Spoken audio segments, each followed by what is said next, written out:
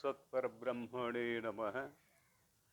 अखण्डमण्डलाकारं व्याप्तं येन चराचरं तत्पदं दर्शितं येन तस्मै श्रीगुरवे नमः। शिवं शान्तमद्वैतं हि यदुक्तं सर्वशास्त्रेषु तद्रूपं मद्गुरुवरं श्रीशान्तानन्दमहं भजे। शङ्करं शङ्कराचार्यं केशवं बादरायणं सूत्रभाष्यकृतौ वन्दे भगवन्तौ पुनः पुनः। सर्वोपनिषदां तत्त्वं संगृह्य स्वमनीषया येनोक्तं देशभाषायां वन्दे तं निजगुणेश्वरम्। ಪ್ರಾತಸ್ಮರಣೀಯರಾದ ಆರಾಧ್ಯ ಗುರುದೇವರ ಪವಿತ್ರವಾದ ಚರಣಾರವಿಂದಗಳಲ್ಲಿ ದಂಡವತ್ ಪ್ರಣಾಮಗಳನ್ನು ಸಮರ್ಪಣ ಮಾಡಿ, ಅವರಿವರೆನ್ನದೆ ಸರ್ವ ಬ್ರಹ್ಮಜ್ಞಾನಿಗಳ ಪವಿತ್ರವಾದ ಚರಣಾರವಿಂದಗಳಲ್ಲಿ ಹಣೆ ಮಡಿದು, ಜಗದ್ವಂದ್ಯ ಜಗದ್ಗುರು ಶಿವಾವತಾರಿ ಶ್ರೀ ಸಿದ್ಧಾರೂಢಪ್ಪಂಗಳವರ ಚರಣಾರವಿಂದಕ್ಕೂ, ತತ್ಸ್ವರೂಪರೆಯಾದ ಮಹಾಮೌನ ಯೋಗಿ ಜಗದ್ವಂದ್ಯ ಜಗದ್ಗುರು ಶ್ರೀ ಗುರುನಾಥಾರೂಢಪ್ಪಂಗಳವರ ಚರಣಾರವಿಂದಕ್ಕೂ, ಹಾಗೆಯೇ ಜಗದ್ವಂದ್ಯ ಜಗದ್ಗುರು ಶಿವಾವತಾರಿ ಶಿವಾನಂದಪ್ಪಂಗಳವರ ಚರಣಾರವಿಂದಕ್ಕೂ ಅನಂತ ನಮಸ್ಕಾರಗಳನ್ನು ಸಮರ್ಪಣ ಮಾಡಿ, ಸಭೆಯಲ್ಲಿ ಉಪಸ್ಥಿತರಿರುವ ಸಾಧಕ ಸಾಧಕಿಯರು ಆಗಿರುವ ತಮ್ಮೆಲ್ಲರಲ್ಲಿಯೂ ಕೂಡ ಶರಣುಗಳು. ಯಮದೋಷ ಗುಣವಿಲ್ಲದವನಿಗೆ ನಿಜ ಮುಕ್ತಿ ಸಮನಿಸದು ಅವಲೆ ಕೇಳು ಸತ್ಯ ಅನ್ನುವ ಸೂತ್ರ ಆರಂಭವಾಗಿ ಒಂದು ನುಡಿಯ ವಿಚಾರವನ್ನು ತಿಳ್ಕೊಂಡು ಬಂದೀವಿ. ಎರಡನೇ ನುಡಿ ನೋಡ್ರಿ.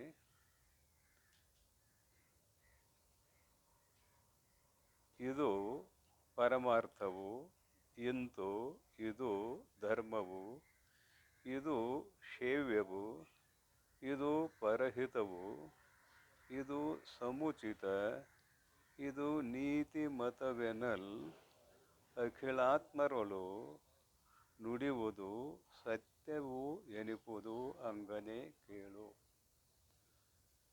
ಸತ್ಯ ಸತ್ಯ ಬಹಳಷ್ಟು ಶ್ರೇಷ್ಠವಾದದ್ದು. ಗುಣಗಳೇ ಭೂಷಣವಲ್ಲದೆ ಸರ್ವಕ್ಕೂ ಮಣಿ ಹೇಮಾದಿಗಳು ಭೂಷಣವಲ್ಲವು. ಮಣಿ ಹೇಮಾದಿ ಭೂಷವು ಆ ದೇಹಾಂತವಿರಲಾಗಿ, ಗುಣಭೂಷಣವು ಆ ಚಂದ್ರಾರ್ಕವದಾಗಿದೆ ಅಂತ ಸರ್ಪಭೂಷಣ ಶಿವಯೋಗಿಗಳು ಏನು ಎತ್ತರಕ್ಕೆ ತಿಂತೇನೆ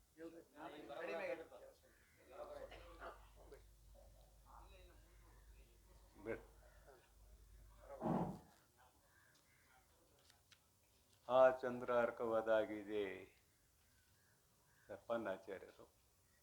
ಗುಣಗಳೇ ಸರ್ವಕ್ಕೂ ಭೂಷಣವಲ್ಲದೆ ಮಣಿಹೇಮಾದಿಗಳು ಭೂಷಣವಲ್ಲವು. ಇಲ್ಲಿ ಹೇಳ್ತಾ ಇದ್ದಾರೆ, ಯಮದಶ ಗುಣವಿಲ್ಲದವನಿಗೆ ನಿಜ ಮುಕ್ತಿ ದೊರೆಯಲಾರದು ಅಂತ ಸೂತ್ರದಲ್ಲಿದೆ. ಇದು ಪರಮಾರ್ಥವು, ಇದು ಯಥಾರ್ಥವು. ಇದ್ದದ್ದನ್ನು ಇದ್ದಂತೆ ಹೇಳುವುದು ಯಥಾರ್ಥ, ಇದು ಪರಮಾರ್ಥವು. ಇಂತು ಇದು ಧರ್ಮವು, ಇದು ಧರ್ಮಕ್ಕೆ ಬಾಹಿರವಾದದ್ದು ಅಲ್ಲ. ಧರ್ಮ ಅಂದ್ರೆ ಆಚಾರ, ಸದಾಚಾರ. ಇದು ಧರ್ಮವು. ಇದು ಶೇವ್ಯವು, ಎಲ್ಲರಿಂದಲೂ ಅನುಷ್ಠಾನ ಮಾಡುವುದಕ್ಕೆ ಯೋಗ್ಯವಾದದ್ದು. ಇದು ಶೇವ್ಯವು. ಇದು ಪರಹಿತವು, ಇದು ಇನ್ನೊಬ್ಬರಿಗೆ ಹಿತವನ್ನು ಉಂಟು ಮಾಡುವಂಥದ್ದು. ಇದು ಪರಹಿತವು. ಸಮುಚಿತ, ಇದು ಸಮುಚಿತ, ಇದು ಯೋಗ್ಯವಾದದ್ದು, ಉಚಿತವಾದದ್ದು. ಸಮ್ಯಕ್ ಉಚಿತ ಸಮುಚಿತ, ಬಹಳಷ್ಟು ಯೋಗ್ಯವಾದದ್ದು. ಇದು ನೀತಿ ಮತವು, ನೀತಿ ಸನ್ನಡತೆ. ಇದು ನೀತಿ ಮತವು, ಇದು ಸನ್ನಡತೆ, ಅತ್ಯಂತ ಶ್ರೇಷ್ಠವಾದ ನಡತೆ ಎಣಲ್ ಎಂದು ಹೇಳಲು ಯೋಗ್ಯವಾದದ್ದು. ಅಖಿಲಾತ್ಮರೊಳು ಸಕಲ ಜನರಲ್ಲಿ ನುಡಿಯುವುದು ಸತ್ಯವು ಎನಿಪುದು ಅಂಗನೆ ಕೇಳು. ಹಂಗನೇ ಇದು ಸತ್ಯವು ಎಂದು ಹೇಳಿಸಿಕೊಳ್ಳುತ್ತದೆ ಕೇಳು ಅಂತ ಇಲ್ಲಿ ಶಬ್ದಾರ್ಥಗಳು. ಪದಚ್ಛೇದ ಯಾಕೆ ಮಾಡೋದು ಅಂತ ಕೇಳಿದ್ರೆ ಸಾಧಕರು ಪದಚ್ಛೇದ ಮಾಡಿದರೆ ಅನುಕೂಲ ಆಗ್ತದೆ ಅಂತ ಪದಚ್ಛೇದ ಮಾಡಿ ಹೇಳೋದು. ಇಲ್ಲೇನಂತಾರೆ, ಸತ್ಯದ ಬಗ್ಗೆ ಬಹಳಷ್ಟು ಗೌರವ ಕೊಟ್ಟಾರ.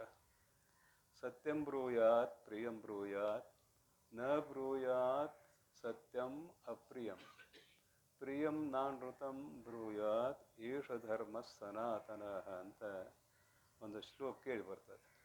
ಸತ್ಯಂ ಬ್ರೂಯಾತ್, ಸತ್ಯವನ್ನೇ ಹೇಳು, ಇದ್ದದ್ದನ್ನು ಇದ್ದಂತೆ ಹೇಳು.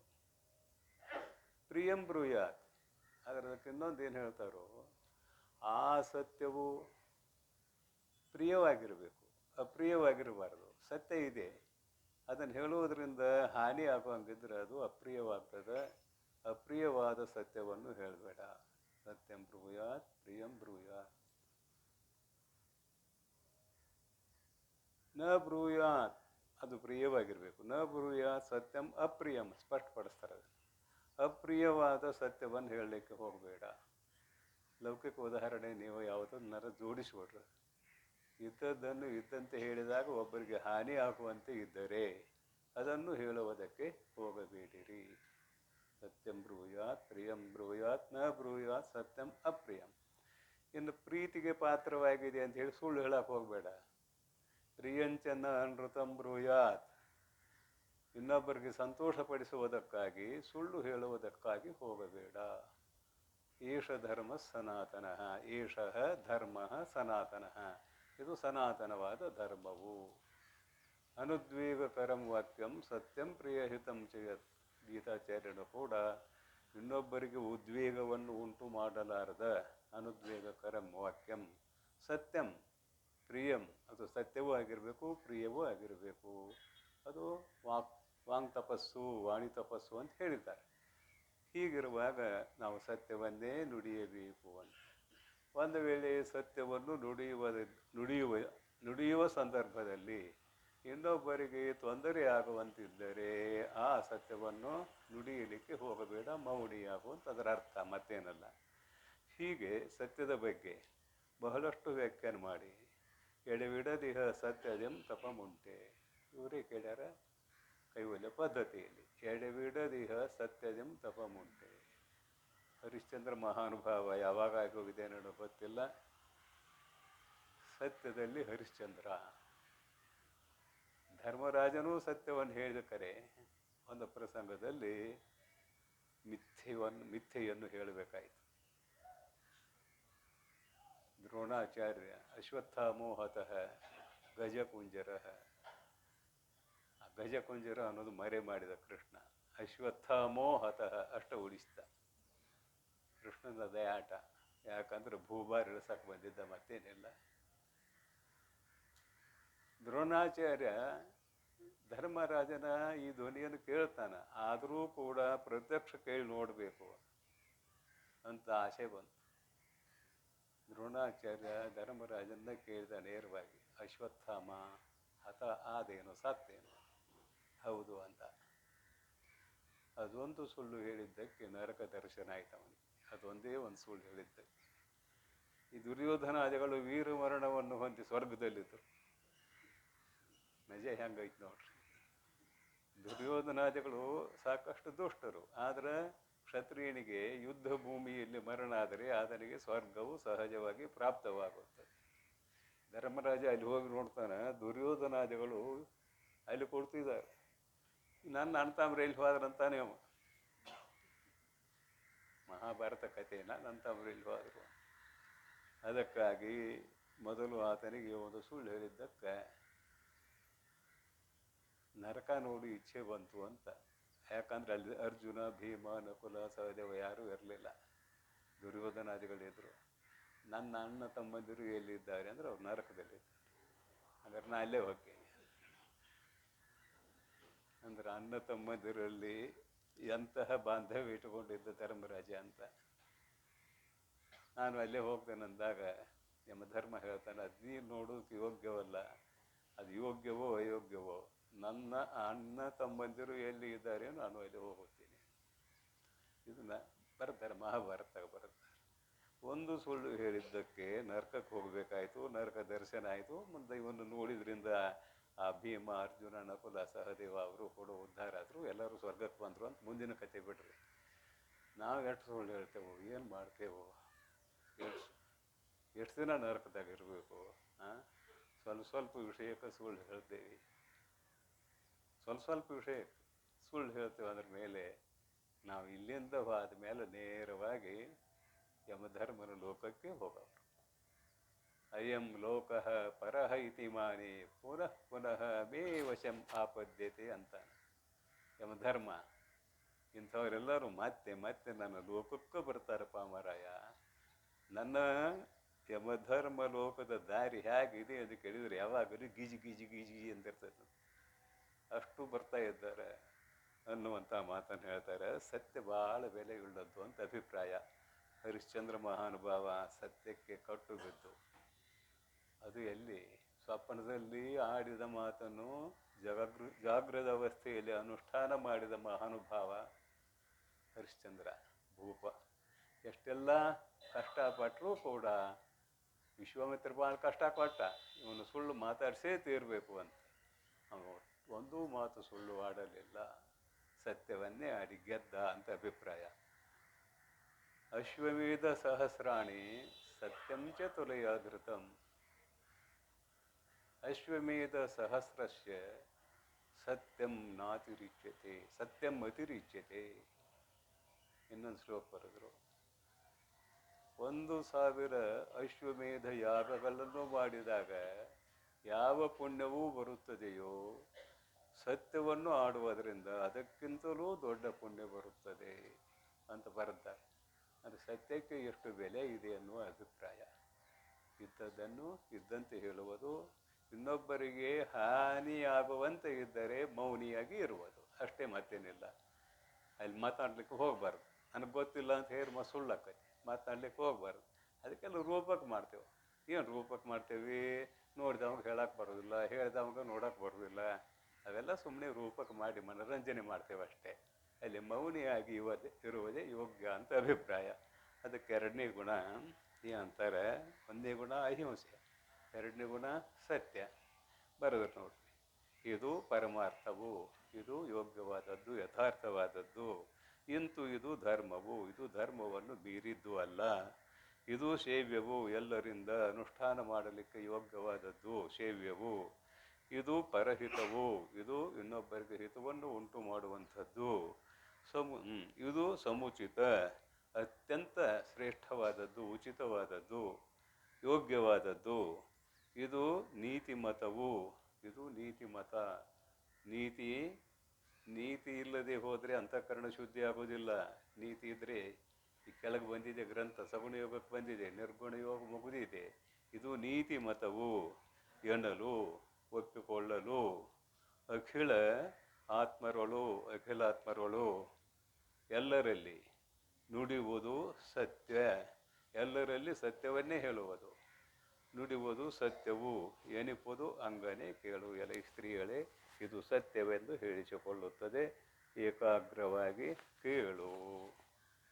ಕೇಳು ಕೇಳು ಅಂದರೆ ಅನುಷ್ಠಾನಕ್ಕೆ ತೆಗೆದುಕೊಂಡು ಬಾ ಅಂತ. ಶ್ರೀ ಗುರು ವಚನೋಪದೇಶವನಾಲಿದಾಗಳ್ ಆಗುವುದು ನರರಿಗೆ ಮುಕುತಿ ಅಂದರು. ಅದು ಕೇಳಿಲ್ಲ ನಾವು ಎಲ್ಲ 2 ಸಲ ಕೇಳಿಲ್ಲ. ಕಿವಿಲಿ ಕೇಳುವುದಲ್ಲ, ಅನುಷ್ಠಾನಕ್ಕೆ ತರುವುದು.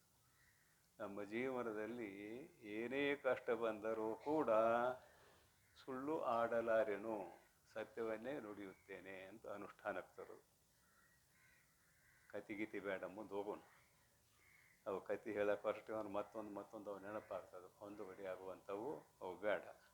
ಈಗ ಸತ್ಯದ ಬೆಲೆ ಎಷ್ಟಿದೆ ಅನ್ನೋದು ಗೊತ್ತಾಯಿತು. ಬಹಳಷ್ಟು ಶ್ರೇಷ್ಠವಾದದ್ದು. ಇದು ಯಾತಕ್ಕೆ ಬೇಕಂತ ಕೇಳಿದರೆ ಅಂತಃಕರಣ ಶುದ್ಧಿಗೆ ಬೇಕು, ಮತ್ತೆ ಯಾತಕ್ಕಲ್ಲ, ಮೋಕ್ಷಕ್ಕಲ್ಲಿದು. ಅಂತಃಕರಣ ಶುದ್ಧಿಗೆ. ಅಂತಃಕರಣ ಶುದ್ಧ ಆಯಿತು, ಮೋಕ್ಷ ಆಗಲಿಕ್ಕೆ 1 ಸೆಕೆಂಡ್ ಸಾಕು, 1 ಕ್ಷಣ ಸಾಕು. ಅದಕ್ಕಿಂತ ಹೆಚ್ಚಿಗೆ ಸಮಯವೇ ಬೇಕಾಗಿಲ್ಲ. ಕನ್ನಡಿಯ ಮೇಲೆ, ಶುದ್ಧವಾದ ಕನ್ನಡಿಯ ಮೇಲೆ ಕರಿ ಬಟ್ಟೆ ಹಾಕಿದ್ದಾರೆ. ದೊಡ್ಡ ಕನ್ನಡಿ 3 ಫುಟ್ ಎತ್ತರ ಇದೆ, 2 ಫುಟ್ ಆಗಲಿದೆ, ಅದ್ರ ಮೇಲೆ ಕರಿ ಬಟ್ಟೆ ಹಾಕಿದ್ದಾರೆ. ಅಲ್ಲಿ ಹೋಗಿ ನಂತರ ಮುಖ ಕಾಣೋದಿಲ್ಲ. ಆದ್ರೆ ಬಟ್ಟೆ ಸರಿಸಿದ ಕೂಡಲೇ ಒಂದು ತಾಸಿಗೆ ಮುಖ ಕಾಣ್ತತೇನ? ಒಂದೇ ಒಂದು ಕ್ಷಣದಲ್ಲಿ ನಮ್ಮ ಮುಖ ಅಲ್ಲಿ ಕಾಣುತ್ತದೆ, ಪ್ರತಿಬಿಂಬ ಕಾಣುತ್ತದೆ. ಆ ಕನ್ನಡಿಯಂತೆ ನಮ್ಮ ಅಂತಃಕರಣ ಶುದ್ಧ ಆಯಿತು ಅಂದ್ರೆ ನೀನೇ ಬ್ರಹ್ಮ ಅಂತ ಗುರುಗಳು ಹೇಳ್ತಾರೋ, ಅಹಂ ಬ್ರಹ್ಮಾಸ್ಮಿ ಅಂತ ಶಿಷ್ಯ ಓದ್ಕೊಂಡ್ಬಿಡ್ತಾನೆ. ಅದಕ್ಕೆ ಭಗವಂತ ಹೇಳಿದ್ದು ಅನೇಕ ಜನ್ಮ ಸಂಸಿದ್ಧ ತಥೋಯಾತಿ ಪರಾಂಗತ್ಯಂ. ಈ ಚಿತ್ತ ಶುದ್ಧಿಗೆ ಬೇಕಾಗಿರುವ ಸಾಧನೆ ಇದೆಯಲ್ಲ, ಅನೇಕ ಜನ್ಮದಲ್ಲಿ ಇದನ್ನು ಸಾಧನೆ ಮಾಡಿದಾಗ ಅಂತಃಕರಣ ಪವಿತ್ರ ಆಗ್ತದೆ. ಯಾಕಂದ್ರೆ ನಾವು ಭಾಳಷ್ಟು ಆಶಾವಂತರು. ಪರಮಾತ್ಮ ನಮಗೆ ಎಲ್ಲ ಆಸೆ ಕೊಟ್ಟು ಕಳಿಸಿಬಿಟ್ಟಾನು ಮನುಷ್ಯರಿಗೆ. ಈ ಆಸೆಗೆ ಕೊಟ್ಟು ಬಿದ್ದು ಏನೇನು ಸುಳ್ಳು ಹೇಳ್ತೇವೋ, ಏನೇನು ಮಾಡ್ತೇವೋ ದೇವರಿಗೆ ಗೊತ್ತು. ನಮ್ಮ ವ್ಯವಹಾರವನ್ನು ನಾವು ನೋಡಿಕೊಳ್ಳೋಣ. ಈಗ ಉಳಿದವ್ರ ಸುದ್ದಿ ಬಿಡೋನು. ನಮ್ಮ ಜೀವನ ಹೇಗಿದೆ, ನಾವು ಎಷ್ಟರ ಮಟ್ಟಿಗೆ ಸತ್ಯಕ್ಕೆ ಕಟ್ಟು ಬಿದ್ದಿದ್ದೇವೆ, ಒಳಪಟ್ಟಿದ್ದೇವೆ ಅನ್ನೋದನ್ನು ನೋಡೋಣ. ಇನ್ನು ಮುಂದೆ ನುಡಿ ನೋಡ್ರಿ. ಅಹಿಂಸೆ ಆಯಿತು, ಸತ್ಯ ಆಯಿತು. ತನಗೆ ಏನಿತು ಆಪತ್ತು ಜನಿಸಿದೊಡೆ ಏನು ಅಲ್ಲಿ ತನು ಮನೋ ವಚನದೊಳು ಅನ್ಯರ ಧನದಾಸೆ ತೋರದಿರಲು ತಾನು ಅದು ಅಸ್ಥೇಯವೆನಿಪುದು ಗುಣಮಣಿ ಭೂಷಣಿ. ಗುಣಮಣಿ ಭೂಷಣಿ. ಮೈತ್ರೇಯಿಯು ಆಭರಣಗಳನ್ನು ಹಾಕೊಂಡಿದ್ದಳಂತೆ. ಯಾವ ಆಭರಣ? ಸದ್ಗುಣಗಳೆಂಬ ಆಭರಣಗಳನ್ನು ಧರಿಸಿದವಳು. ಅದಕ್ಕೆ ಗುಣಮಣಿ ಭೂಷಣಿ ಅಂತಾರೆ. ಗುಣಮಣಿ ಭೂಷಣಿ. ಈಗೇನು ಹೇಳ್ತಾರೆ? ಕಳ್ಳತನ ಮಾಡದಿರಬೇಕು. ಕಳ್ಳತನ ಕೈಯಿಂದ ಅಷ್ಟ ಮಾಡೋದಲ್ಲ, ಭಾಳ ಥರ ಕಳ್ಳತನ ಮಾಡ್ತೇವೆ ನಾವು. ಅದನ್ನೆಲ್ಲ ಮುಂದೆ ನೋಡೋಣ. ಪದ ಪದಾರ್ಥ ನೋಡೋಣ. ತನಗೆ ಸಾಧಕನಿಗೆ ಏನಿತು ಆಪತ್ತು ಜನಿಸಿದೊಡೆ, ಎಷ್ಟೇ ಕಷ್ಟ ಕೋಟಲೆಗಳು ಬಂದಾಗ್ಯಾದರೂ ಕೂಡ, ಆಪತ್ತಂದ್ರೆ ಕಷ್ಟ, ಕಷ್ಟ ಕೋಟಲೆಗಳು ಬಂದಾಗ್ಯಾದರೂ ಕೂಡ ಜನಿಸಿದೊಡೆ ಏನು ಆಪತ್ತುಗಳು ಬಂದಾಗ ಏನು ಮಾಡೋದು ಅಂದ್ರೆ ನಾವೇನೇನು ದಾರಿ ಬಿಡ್ತೇವೆ, ಅಲ್ಲಿ ಹೀಗೆ ಕಷ್ಟ ಕಾಲವು ಬಂದಾಗ ತನು ಶರೀರ, ಮನೋ ಮನಸ್ಸು, ವಚನ, ಮೂರು ಕರ್ಣ ಇಲ್ಲಿ ವಚನ, ಮಾತು, ಮನಸ್ಸು, ಶರೀರ, ಈ ಮೂರು ಕರ್ಣಗಳಲ್ಲಿ ಅನ್ಯರ ಧನದಾಸೆ ತೋರುದಿರಲು, ಇನ್ನೊಬ್ಬರ ಹಣದ ಮೇಲೆ ಆಸೆಯನ್ನು ಮಾಡಕೂಡದು. ಎಷ್ಟೇ ಕಷ್ಟ ಕೋಟಲೆಗಳು ಬಂದಾಗ ಅವಶ್ಯಂ ಅನುಭೋಕ್ತವ್ಯಂ ಕೃತಂ ಕರ್ಮ ಶುಭಾಶುಭಂ. ಅವಶ್ಯವಾಗಿ ನಾವು ಹಿಂದಿನ ಜನ್ಮಗಳಲ್ಲಿ ಮಾಡಿದ ಕರ್ಮವನ್ನು ಊಟ ಮಾಡಲಿಕ್ಕೇ ಬೇಕು ಅಂತ ದೃಢ ನಿಶ್ಚಯ ಇರಬೇಕು. ನಾ ಭುಕ್ತಂ ಕ್ಷೀಯತೆ ಕಲ್ಪಕೋಟಿ ಶತೈರಪಿ. ನಮ್ಮ ಕರ್ಮದ ಫಲ ನಾವು ಊಟ ಮಾಡದೇ ಹೋದರೆ ಅದು ಕರ್ಬುದಲ್ಲ ಅಲ್ಲ. ಒಂದಿನ ಊಟ ಮಾಡಿಸೇ ಕರ್ಬುದದು. ಈ ಬಡತನ ಯಾಕೆ ಬಂತು, ಕಷ್ಟ ಯಾಕೆ ಬಂತು ಅಂದರೆ ಪ್ರಾರಬ್ಧ ಕರ್ಮಕ್ಕೆ ಅಧೀನವಾಗಿ ಬಂತು. ಪ್ರಾರಬ್ಧ ಕರ್ಮದಲ್ಲಿ ಏನಿದೆ ಅಂತ ಕೇಳಿದರೆ, ನಾವು ಹಿಂದೆ ಯಾರಿಗೋ ಕಷ್ಟ ಕೊಟ್ಟಿದ್ದೇವೆ, ತೊಂದರೆ ಕೊಟ್ಟಿದ್ದೇವೆ, ಏನೇನು ಮಾಡಿದ್ದೇವೆ. ಈಗ ಅವು ನಮಗೆ ಬಂದು ಉಣ್ಸಾಕತ್ತಿದ್ದಾವೆ. ಹೀಗೆ ತಿಳುವಳಿಕೆಯುಳ್ಳವ ಇನ್ನೊಬ್ಬರ ಹಣದ ಆಶೆಯನ್ನು ಮಾಡೋದಿಲ್ಲ.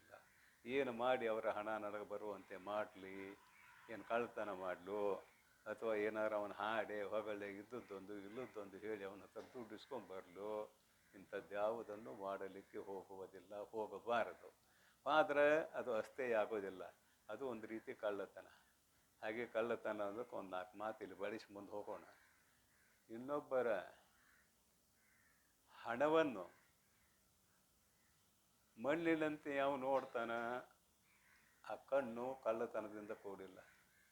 ಅದನ್ನು ಹೊಡಿಬೇಕಂತ ಯಾವ ನೋಡ್ತಾನ, ಕಳ್ಳತನದಿಂದ ಕೂಡಿಲ್ಲ. ಪರಸ್ತ್ರೀಯರನ್ನು ತಾಯಿಯಂತೆ ನೋಡಿದರೆ ಅಲ್ಲಿ ದೋಷ ಇಲ್ಲ. ಬೇರೆ ಭಾವನೆಯಿಂದ ನೋಡಿದರೆ ಕದ್ದು ನೋಡುವವನು ಅಂತ ಲೋಕಾರೂಢಿ ಐತಿಲ್ಲ, ಕದ್ದು ನೋಡುವವನು ಅಂದರೆ ಭಿನ್ನ ಭಾವನೆಯಿಂದ ನೋಡಿದ್ರೆ ಕಳ್ಳತನವೇ ಅದು. ಕಿವಿಯಿಂದ ಒಳ್ಳೆ ಶಬ್ದ ಕೇಳ್ರಿ, ಕಳ್ಳತನ ಅಲ್ಲ. ಚಾಡಿ ಮಾತಾ ಕೇಳ್ರಿ, ಕಳ್ಳತನ. ಚಾಡಿ ಮಾತು ಕೇಳಿದ್ರೆ ಕಳ್ಳತನ. ಹೀಗೆ ಎಲ್ಲ ಅವಯವಗಳಲ್ಲಿ ಮಹಾತ್ಮರು ಹೇಳ್ತಿದ್ರು, ಇನ್ನೊಬ್ಬರ ವಸ್ತು ಅದು ಎಷ್ಟು ಸೂಕ್ಷ್ಮ ಹೇಳಿದ್ದಾರೆ ಅಂದ್ರೆ, ಹಲ್ಲ ಕಸರು ಸಿಕ್ಕೈತೆ ಅಂತ ಒಂದು ಶಿಬಿರು ಕೂಡ ಅವ್ರನ್ನ ಕೇಳಿದ್ಲೆ ತಗೋಬಾರ್ದು ಅಂತ ಬರ್ತಾರೆ. ಹಲ್ಲಾಗೇನ ಕಸರು ಸಿಕ್ಕಾಗ ಒಂದು ಶಿಬಿರಿನ ಕಡ್ಡಿ ಕನಕಿ ಶಿಬಿರ ಅವ್ರನ್ನ ಕೇಳಿದ್ಲೆ ತಗೋಬಾರ್ದು ಅಂತ ಬರುತ್ತಾರೆ. ಇದಕ್ಕೆಲ್ಲ ಕತೆ ಇದಾವೆ, ಸಾಕಷ್ಟು ಕತೆ ಇದಾವೆ. ಅಣ್ಣನ ತೋಟದಲ್ಲಿ ಶಂಖ ಲಿಖಿತ ಅಂತ ಅಣ್ಣ ತಮ್ಮಂದಿರು, ಅಣ್ಣನ ತೋಟದಲ್ಲಿ ಕೇಳಿದ್ಲೆ ಒಂದು ಹಂದ ತಗೊಂಡು ತಮ್ಮ. ಇದು ಮಹಾಭಾರತದಲ್ಲಿ ಬರುವಂತಹ ಕಥೆಯನ್ನ ಅವರು ಅತ್ಯಂತ ಶ್ರೇಷ್ಠ ಋಷಿಗಳು ಸ್ಮೃತಿ ಗ್ರಂಥಗಳನ್ನು ಬರ್ತಾರೆ. ಅವ್ರು ಸಾಮಾನ್ಯರೆಲ್ಲ ಸ್ಮೃತಿ ಗ್ರಂಥಗಳನ್ನು ಬರ್ತಾರೆ. ಅಣ್ಣನ ತೋಟದಲ್ಲಿರುವ ಒಂದು ಹಣ್ಣು ತೆಗೆದುಕೊಂಡಾಗ ತಮ್ಮ ಹೇಳ್ತಾನೆ ಹೇಳುವುದಿಲ್ಲ ಅಂತಿಲ್ಲ. ಅಣ್ಣ, ನಾನು ಬಂದಾಗ ನೀನು ಆಶ್ರಮದಲ್ಲಿರಲಿಲ್ಲ, ಹೊಟ್ಟೆ ಹಸ್ತಿತ್ತು, ನಿನ್ನನ್ನು ಕೇಳದೆ ನಾನು ಹಣ್ಣು ತೆಗೆದುಕೊಂಡು ತಿಂದಿದ್ದೇನೆ. ನನಗೆ ಏನು ಶಿಕ್ಷೆ ಕೊಡು ಅಂತ. ಅಣ್ಣಂದ ಶಿಕ್ಷೆ ಕೊಡುವ ಅಧಿಕಾರ ನನಗಿಲ್ಲ, ರಾಜನ ಹತ್ರ ಹೋಗು. ಯಾಕಂದ್ರೆ ಶಿಕ್ಷೆ ಕೊಡುವ ಅಧಿಕಾರ ಅವನು. ಶಿಕ್ಷೆ ಅವ ಏನು ಕೊಡ್ತಾನೋ ಅದನ್ನು ತಗೊಂಡು ಹೋದ, ರಾಜನ ಹತ್ರ ಹೋದ. ಹೇಳಿದ, ನಾನು ಶಂಖ, ನಮ್ಮ ಅಣ್ಣ ಲಿಖಿತ, ಹಿಂದೆ ಮುಂದೆ ಆಗ್ಬೋದು ಹೆಸರು ಅಂತ ಹೇಳಿದ. ಹೀಗೆ ನಾನು ನಮ್ಮ ಅಣ್ಣನ ತೋಟದಲ್ಲಿ ಹಣ್ಣು ಕಳ್ಳತನ ಮಾಡಿದ್ದೇನೆ, ನನಗೇನು ಶಿಕ್ಷೆ ಕೊಡು ಅಂದ. ರಾಜ ಅಂದ, ನೀ ಇದ್ದದ್ದಿದ್ದಾಗೆ ಹೇಳಿದಿ, ಅಣ್ಣ ತಮ್ಮ ಏನು ದೊಡ್ಡ ಮಾತಾ, ಒಂದು ಹಣ್ಣು ಅಥವಾ 2 ಹಣ್ಣು ತೊಗೊಂಡು ತಿಂದಿದ್ರೆ ಏನು ದೊಡ್ಡ ಮಾತಾ, ಬೇಡ ಶಿಕ್ಷೆ ಕೊಡೋದಿಲ್ಲ ಹೋಗ ಅಂತ. ಇಲ್ಲ, ನೀವು ಶಿಕ್ಷೆ ಕೊಡಲಿಕ್ಕೇ ಬೇಕು ಅಂತ ಹಠಕ್ಕೆ ಬಿದ್ದೆವು. ಶಿಕ್ಷೆ ಕೊಡಲಿಕ್ಕೆ ಬೇಕು ಅಂತ ಹಠಕ್ಕೆ ಬಿದ್ದ ಕೂಡಲೇ ಆಜ್ಞೆ ಮಾಡಿದ ಆಳುಗಳಿಗೆ, ಇವನ್ 2 ಕೈ ಕತ್ತರಿಸಿ ಕಳಿಸ್ರಿ. 2 ಕೈ ಕತ್ತರಿಸಿದ್ರು. ಸ್ವಲ್ಪ ಕತೆ ಸೂಕ್ಷ್ಮತೆ ಕೇಳ್ರಿ, ಸುಮ್ಮನೆ ಕತೆ ಹೇಳ್ತೇವೆ ಅಲ್ಲ. ಕೇವಲ 2 ಹಣ್ಣು ಕದ್ದಿದ್ದಾನ, ಕದ್ದದ್ದನ್ನು ಹೇಳ್ಯಾನ, ಅಲ್ಲಿಗೆ ಮುಗೀತದ. ಕದ್ದದ್ದನ್ನು ಹೇಳಿದ್ರೆ ಪ್ರಾಯಶ್ಚಿತ್ತ ಆಯಿತು. ಆದರೂ ಕೂಡ ನೀತಿ ಪಾಠ ಹೇಗಿದೆ ನಮ್ಮ ಮಹಾಭಾರತದಲ್ಲಿ ಆಗಲಿ ರಾಮಾಯಣದಲ್ಲಿ ಆಗಲಿ ಅನ್ನೋದನ್ನು ನಾವು ಸ್ವಲ್ಪ ಆಲೋಚನೆ ಮಾಡಬೇಕು. ಆಯಿತು, 2 ಕೈ ಕತ್ತರಿಸ್ಕೊಂಡ್ಬಂದ. ಮುಂದೆ ಯಥಾ ಪ್ರಕಾರ ಮರುದಿನ ಬೆಳಿಗ್ಗೆ ನದಿಗೆ ಸ್ನಾನಕ್ಕೆ ಹೋದರು. ಅಣ್ಣ ತಮ್ಮ ಇಬ್ಬರು ಹೋಗಿದ್ದಾರೆ. ಆತನು ಮಂತ್ರಪೂತವಾಗಿ ಸೂರ್ಯನಿಗೆ ಅರ್ಘ್ಯ ಕೊಡುವಂತಹ ಕೆಲಸವನ್ನು ಅಣ್ಣ ತಮ್ಮನಿಗೆ ಹೇಳ್ತಾನೆ. ನಾನು ಮಂತ್ರ ಹೇಳ್ತೇನೋ, ನೀನು ಸೂರ್ಯನಿಗೆ ಅರ್ಘ್ಯ ಕೊಡು ಅಂತ ಹೇಳ್ತಾನೆ. 2 ಕೈಯೇ ಇಲ್ಲ, 2 ಹಸ್ತ ಇಲ್ಲ. ಆಯಿತು, ನೀ ಮಂತ್ರ ಹೇಳ್ಕೊ, ನಾ ಕೊಡ್ತೇನಂತಾನ. ಅವ್ನು ಮಂತ್ರ ಹೇಳ್ತಾ ಹೋದಾಗೆ ಕೈ ಹಿಂಗೆ ತೊಗೊಂಡು ನೀರು ಮ್ಯಾಲೆ ಬಿಡಬೇಕಲ್ಲ, ಇವನಿಗೆ ಯಾರಿಗೆ ಸೂರ್ಯನಿಗೆ ಮುಟ್ಟಬೇಕಲ್ಲ. ಅವು ಹಿಂಗೆ ಮಾಡ್ತಿರ್ತಾನೋ, ಹಸ್ತ ಚಿಕಿತು ಬರ್ತಾವೆ, ಹಸ್ತ ಚಿಕಿತು ಬರುತ್ತದೆ. ಆಯಿತು, ಅರ್ಘ್ಯ ಕೊಟ್ಟ, ಹಸ್ತಗಳ ಚಿಗಿತು ಬಂದು ಕೇಳ್ತಾನೆ ತಮ್ಮ, ಇಷ್ಟು ನೀನ ಮಾಡಿದ್ದಿ, ಈಗ ರಾಜನ ಹತ್ತಿರ ಕಳಿಸಿದ್ಲೆ, ನೀನ ನನಗೆ ಕೈ ಕತ್ತರಿಸಿ ಮಾಡಿದ್ರೆ ಹಾಕಿತ್ತಲ್ಲ, ಅಲ್ಲಿ ಯಾಕೆ ಕಳಿಸ್ತೀಯ? ಶಿಕ್ಷೆ ಕೊಡುವುದು ರಾಜನ ಧರ್ಮ, ನನ್ನ ಧರ್ಮ ಅಲ್ಲ. ಉದ್ಧಾರ ಮಾಡುವುದು ನನ್ನ ಧರ್ಮ, ಅದು ರಾಜನ ಧರ್ಮ ಅಲ್ಲ. ಸೂಕ್ಷ್ಮತೆ ಹೇಗಿದೆ. ಕಳ್ತನ ಕೇಳಿದ್ಲೆ ತೊಗೊಂಡಿದ್ದಷ್ಟೇ, ಆದ್ರೆ ಮುಂದೆ ಹೇಳಿದ್ರು ಕೂಡ ಅವ ಒಪ್ಪಲಿಲ್ಲ. ಅಣ್ಣ, ರಾಜನ ಹತ್ತಿರ ಹೋಗು, ಶಿಕ್ಷೆ ಪಡ್ಕೊಂಡು ಬಾ ಅಂತ. ಮತ್ತೊಂದು ಶಿಬಿರಿನ ಕಡ್ಡಿ ನಾವು ಕೇಳಿದ್ದೆ ತೊಗೋತೀವ ಅಂದ್ರೆ ಅದು ಕಳ್ತನ. ಹೀಗೆ ಪ್ರತಿಯೊಂದು ಅವಯವದಿಂದ ಕಳ್ತನ ಮಾಡ್ತೇವೆ. ಕಣ್ಣು, ಕಿವಿ, ನಾಲಿಗೆ, ಕೈ, ಕಾಲು, ಈ ಎಲ್ಲವುಗಳಿಂದಲೂ ಕಳ್ಳತನ ಮಾಡುತ್ತೇವೆ. ಅಷ್ಟೇಯ, ಬರೀ ಸುಳ್ಳು ಹೇಳೋದಂತ ಅಷ್ಟೇ ಅಲ್ಲ, ಕಳ್ಳತನ ಮಾಡೋದು ಬಿಡುವುದಂತ ಅಷ್ಟೇ ಅಲ್ಲ. ಅಷ್ಟೇಯ ಅಂದರೆ ಬಹಳಷ್ಟು ಸೂಕ್ತವಾದದ್ದು. ನಿಂದೆಯ ಮಾತು ಕೇಳಿದಿ, ಕಳ್ಳತನ ಅದು. ಹೀಗೆ ಸೂಕ್ಷ್ಮ ವಿಚಾರ ಮಾಡಿದಾಗ ನಾವು ಹೇಗೆ ನಡಿಬೇಕು, ಅಂತಃಕರಣ ನಮ್ಮದು ಹೆಂಗಾದ್ರೂ ಶುದ್ಧ ಆಕೈತಿ ಅನ್ನುವುದೇ ಮುಖ್ಯವಾದ ಅಭಿಪ್ರಾಯ ಇಲ್ಲೇ. ನೋಡ್ರಿ ಏನಂತಾರೆ, ತನಗೇನಿದು ಆಪತ್ತು ಬಂದಾಗ ಏನು ಅಲ್ಲಿ ತನ್ನ ಮನೋವಚನದೊಳು ಅನ್ಯರ ಬೇರೆಯವರ ಧನದಾಸೆ ತೋರದಿರಲ್, ಅದು ತಾನೇ ಅಸ್ಥೇಯವೆನಿಪುದು. ಸ್ಥೇಯ ಅಂದ್ರೆ ಕಳ್ತನ, ಅಸ್ಥೇಯ ಅಂದ್ರೆ ಕಳ್ಳತನವಿಲ್ಲದಿರುವಿಕೆ. ಅಸ್ಥೇಯವೆನಿಪುದು ಗುಣಮಣಿ ಭೂಷಣಿ. ಇನ್ನು ಭುವನದೊಳು ಉಳ್ಳ ಬ್ರಹ್ಮಚರ್ಯವನ್ನು ಹೇಳ್ತಾರೋ, ಇದು ಸಾಮಾನ್ಯರಿಂದ ಅನುಷ್ಠಾನ ಮಾಡುವುದಕ್ಕೆ ಸಾಧ್ಯವಿಲ್ಲದ್ದು. ಭುವನದೊಳು ಉಳ್ಳ ಎಷ್ಟು ಜನರು ಇದ್ದಾರೆಯೋ, ಭುವನದೊಳು ಉಳ್ಳ ಸ್ತ್ರೀ ನಿವಹದೊಳು, ಸ್ತ್ರೀಯರ ಸಮೂಹದಲ್ಲಿ ಪರಸ್ಪರ ಅನ್ವಯ ಮಾಡ್ರಿ ಇಲ್ಲಿ, ಪುರುಷರ ಸಮೂಹದಲ್ಲಿ ಹಾಗೂ ಸ್ತ್ರೀಯರ ಸಮೂಹದಲ್ಲಿ. ಅಕ್ಕ ಹಾಡ್ತಾಳ, ಹೆಣ್ಣಿಗೆ ಗಂಡಾಗಿ ಕಾಡಿತ್ತು ಮಾಯೆ, ಗಂಡಿಗೆ ಹೆಣ್ಣಾಗಿ ಕಾಡಿತ್ತು ಮಾಯೆ, ನಾನು ನಿನ್ನ ಮಾಯೆಗೆ ಅಂಜುವವಳಲ್ಲ. ಅಂದ್ರೆ ಗಂಡಿನ ಎದುರಿಗೆ ಮಾಯೆ ಹೆಣ್ಣಾಗ್ತದೆ, ಹೆಣ್ಣಿನ ಎದುರಿಗೆ ಗಂಡು ಮಾಯ.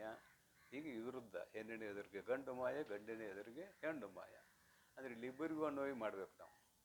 ಗಂಡು ಹೆಣ್ಣು ಅನ್ನೋ ಶಬ್ದ ಬಂದಾಗ ಇಲ್ಲಿ ಸ್ತ್ರೀ ಶಬ್ದ ಹಾಕಿದ್ದರಿಂದ, ಹೆಣ್ಣು ಅನ್ನೋ ಶಬ್ದ ಹಾಕಿದ್ದರಿಂದ ಕೇವಲ ಪುರುಷರಿಗೆ ಮಾತ್ರ ಶಾಸ್ತ್ರ ಏನು ಸಂಶಯ ಬರಲಿಕ್ಕೆ ಅವಕಾಶ ಇದೆ.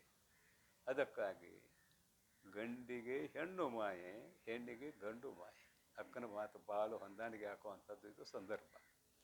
ಸ್ತ್ರೀ ನಿವಹದಳು, ಪುರುಷ ನಿವಹದಳು, ಅವರು ಬ್ರಹ್ಮಚಾರಿಣಿಯರಾಗಿರಬೇಕು, ಇವನು ಬ್ರಹ್ಮಚಾರಿಯಾಗಿ ಉಳಿಬೇಕು. ಇದನ್ನು ಬ್ರಹ್ಮಚಾರಿ ಹೇಳ್ತಾ ಇದ್ದಾರೆ. ಸ್ತ್ರೀ ನಿವಹದಳು ಎಂತೂ ಸಂಘವನ್ನು ಒಲ್ಲದಿರಲು, ಯಾವುದೇ ರೀತಿಯಿಂದಲೂ ಕೂಡ ಭಾಳ ಕಠಿಣ ಇದೆ ನೈಷ್ಠಿಕ ಬ್ರಹ್ಮಚರ್ಯ. ಯಾವುದೇ ರೀತಿಯಿಂದಲೂ ಕೂಡ ಸಂಬಂಧ ಆಗಬಾರ್ದಂತ, ಗಂಡು ಹೆಣ್ಣಿಗೆ ಯಾವುದೇ ರೀತಿಯಿಂದಲೂ ಸಂಬಂಧ ಆಗಬಾರ್ದು. ಚಿತ್ರದಲ್ಲಿ ಬರೆದಿರುವ ಭಾವಚಿತ್ರವನ್ನು ಕೂಡ ನೋಡಬಾರ್ದಂತ ಬರ್ತಾರೆ. ಏನು ಮಾಡೋದು? ಚಿತ್ರದಲ್ಲಿ ಬರೆದಿರುವ ಸ್ತ್ರೀಯಳ ಭಾವಚಿತ್ರವನ್ನು ಅಖಂಡ ಬ್ರಹ್ಮಚರ್ಯಾನುಷ್ಠಾನವನ್ನು ಮಾಡುವ ಪುರುಷನು ನೋಡಬಾರದು. ಹಾಗೆಯೇ ಅಖಂಡ ಬ್ರಹ್ಮಚರ್ಯವನ್ನು ಅನುಷ್ಠಾನ ಮಾಡುವ ಸ್ತ್ರೀಯಳು ಕೂಡ ಪುರುಷನ ಚಿತ್ರವನ್ನು ನೋಡಬಾರದು ಅಂತ ಬರೆದ್ದಾರೆ. ಯಾವಾಗಿದು? ನೈಷ್ಠಿಕ ಬ್ರಹ್ಮಚರ್ಯ ಅನುಷ್ಠಾನ ಮಾಡುವಾಗ. ಅಂದರೆ ಇವರು ಗುಡ್ಡದಾಗ ಇರಬೇಕಂತ ಅರ್ಥ, ಮತ್ತೇನಿಲ್ಲ. ಇವರು ಗುಡ್ಡದಲ್ಲಿ ಇರಬೇಕು ಅಂತ ಅರ್ಥ. ಅಲ್ಲಿ ಸಾಧಾರಣ ಹೆಣ್ಣು ಗಂಡು, ಹೆಣ್ಣು ಮಕ್ಕಳ ಸಂಖ್ಯೆ ಆ ಕಾಲದಾಗ ಕಡಿಮೆ ಇತ್ತು, ಅರಣ್ಯಕ್ಕೆ ಬರುತ್ತು, ಋಷಿಮುನಿಗಳಂತೂ ಅಲ್ಲೇ ಇರ್ತಿದ್ರು. ಆದರೆ ಎಷ್ಟು ಕಷ್ಟ ಸಾಧ್ಯ ಆಯಿತು ಅಂತ ಬರ್ತಾರೆ. ಯಾವುದೇ ರೀತಿಯಿಂದಲೂ ನೋಟದಲ್ಲಿಯೂ ಕೂಡ, ಅಂದರೆ ಚಿತ್ರದಲ್ಲಿಯೂ ಕೂಡ ಇರುವ ವ್ಯಕ್ತಿಯನ್ನು ನೋಡಬಾರ್ದು. ಅಂದ್ರೆ ಹೆಂಗಿರಬೇಕು ಅಂತ, ಅವ ಎಲ್ಲಿರಬೇಕು, ಏನಿರಬೇಕು. ಋಷ್ಯಶೃಂಗ ಅನುಷ್ಠಾನ ಮಾಡಿದ್ದನ್ನು, ಋಷ್ಯಶೃಂಗ ಆ ಕಥೆ ಆಮೇಲೆ ಹೇಳ್ತೀನಿ, ಶಬ್ದ ಮುಗಿಸ್ತೀನಿ. ಏನಂದ್ರೆ, ಸ್ತ್ರೀ ನಿವಹದೊಳು ಎಂತೂ ಸಂಘವನ್ನು ಒಲ್ಲದಿರಲು, ಅಲ್ಲಿ ಮಾತನಾಡುವುದು ಕೂಡ ಸಂಘ, ನೋಡುವುದೇ ಸಂಘ ಅಂದಮೇಲೆ ಮಾತನಾಡುವುದೇ ಸಂಘ. ಅದ್ರ ಬೇಕಂತೂ ಸಪ್ಪನ್ನಾಚಾರ್ಯರು ಬರ್ದಾರೆ, ಏನೇನು ಬರ್ದಾರೆ. ನೋಡಿದ ಕೂಡಲೇ ಮನವನ್ನು, ಅಥವಾ ಮಾತು ಸಾಕ, ಮಾತನಾಡಿದ ಕೂಡಲೇ ಏನಾಗ್ತತಿ, ನೋಡಿದ ಕೂಡಲೇ ಏನಾಗ್ತತಿ, ಕೂಡಿದ ಕೂಡಲೇ ಏನಾಗ್ತೈತಿ ಅಂತ ಬರ್ತಾರೆ. ಪರಸ್ಪರ ಎರಡಕ್ಕೂ ಅನ್ವಯ ಮಾಡಿಬಿಟ್ರಿ, ಒಂದಕ್ಕಲ್ಲ. ಸ್ತ್ರೀ ಪುರುಷರು ಕೂಡಿದ್ರು ಇಬ್ಬರಿಗೂ ಹಾನಿ ಅಂತ.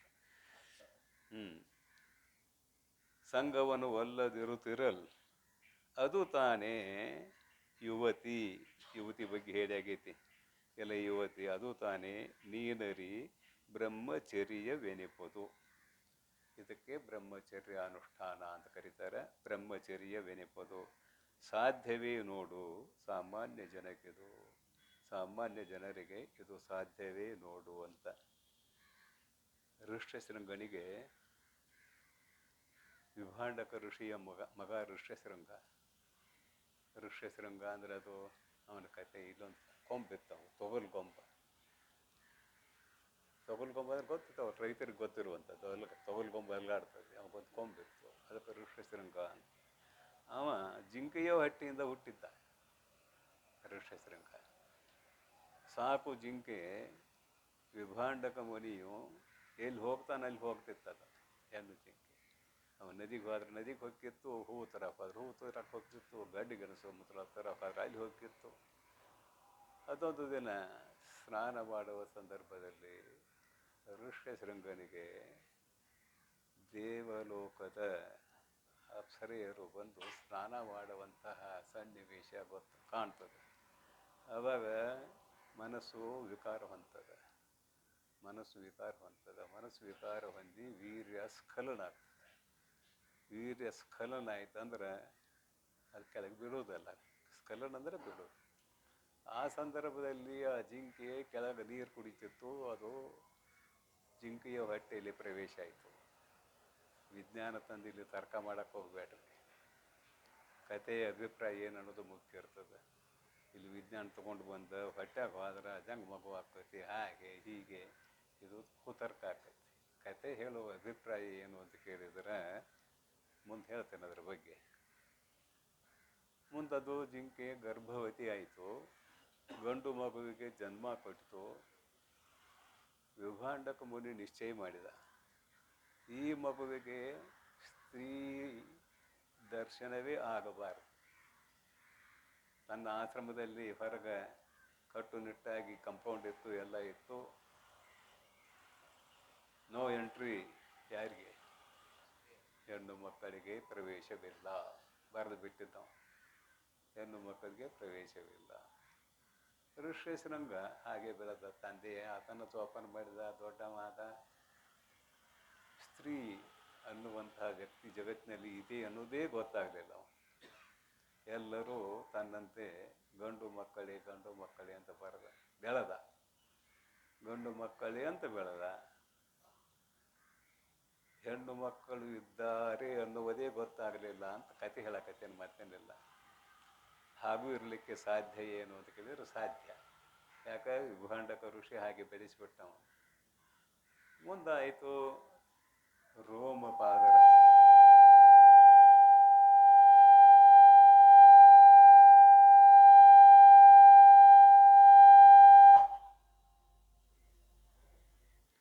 ಮುಂದೆ ರೋಮಪಾದ ಅಂತ ರಾಜ. ಲೋಮಪಾದ, ರೋಮಪಾದ ಎರಡು ಹೆಸರಿದೆ ಅವಾಗ. ಅವನ ರಾಜ್ಯದಲ್ಲಿ ಬರ ಬೀಳ್ತದೆ. 12 ವರ್ಷ ಬರ ಬೀಳ್ತದೆ. 1 ವರ್ಷ ಅಲ್ಲ, 2 ವರ್ಷ ಅಲ್ಲ, 12 ವರ್ಷ ಬರ ಬೀಳ್ತದೆ.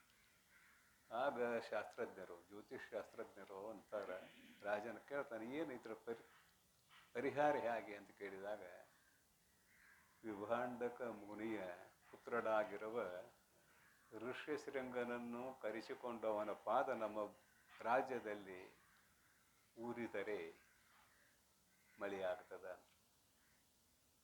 ಅವನ್ನ ಕರ್ಕೊಂಡು ಬರೋ ವ್ಯವಸ್ಥೆ ಹೇಗೆ ಮಾಡೋದು, ಏನು ಮಾಡೋದು? ಅಲ್ಲಿ ವಾರಂಗನೇರನ್ನು ಕರೆಸ್ತಾನೆ ರಾಜ. ವಾರಂಗನೇರ ಅಂದ್ರೆ ಗೊತ್ತಾಗ್ತದೆ ಶಾಸ್ತ್ರ ಓದಿದವರಿಗೆ. ನರ್ತನ ಮಾಡವರು ಅಂತ ಅದನ್ನ ಬಿಡಿಸಿ ಹೇಳಿಬಿಡೋಣ. ರಾಜನ ಆಸ್ಥಾನದಲ್ಲಿ ನರ್ತನ ಮಾಡೋರನ್ನು ಕರೆಸ್ತಾನೆ.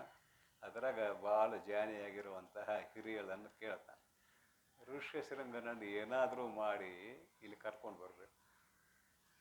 ಆವಾಗ ಆಕೆ ಒಪ್ಕೋತಾಳ. ಎಲ್ಲರಿಗೂ ಬ್ರಹ್ಮಚಾರಿ ವೇಷ ಹಾಕ್ತಾಳಕಿ.